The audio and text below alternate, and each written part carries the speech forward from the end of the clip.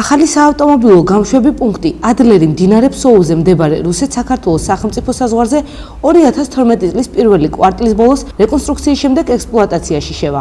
განცხადებას ამ შესახებ სოჭის საბაჟო ავრცელებს. ეს შექმნის პირობას რუსეთსა და აფხაზეთს შორის არსებული სახელმწიფო საზღვრის კომფორტული გადაადგილებისთვის და ასევე ორი ქვეყნის საბაჟო მომსახურების თანამშრომლობისთვის, ნათქვამია გავრცელებულ ინფორმაციაში.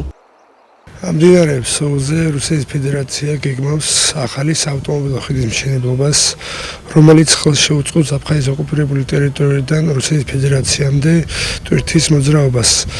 რაც არის სრული კანონდარღვევა, რადგან თითოეული გადასული ტვირთი საქართველოს ტერიტორიიდან უნდა იყოს შეთანხმებული საქართველოს ხელისუფლებასთან, რაც ეს ჯერჯერობით არ ხდება და ისინი კვლავ არღვევენ საერთაშორისო ვალდებულებებს, რომლის ვალდებულების შესაბამისად ყოველი ტვირთის მიმოსვლა საქართველოსთან რუსეთის ფედერაციასთან მიმართებაში უნდა შეთანხმდეს საქართველოსთან.